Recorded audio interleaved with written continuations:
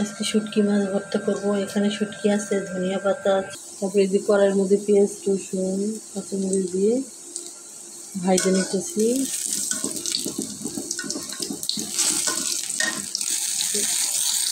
পেঁয়াজ কাঁচামরিচ ভাজা হয়ে গেছে। এখন এখানে শুটকি মাছটা ভেজে নেব। সবগুলো এখন আমি ভেজে নিলাম। এখন এগুলো পাটায় বাটবো, আজকে ব্লেন্ডার করবো। সবগুলো এখন পাটায় বেটে নেব।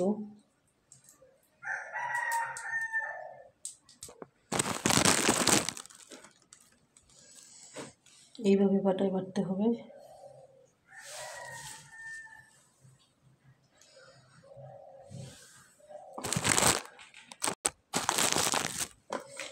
সবগুলো একসাথে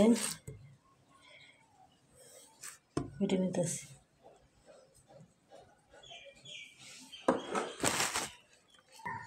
হয়ে গেছে আমার শুটকি ভর্তা।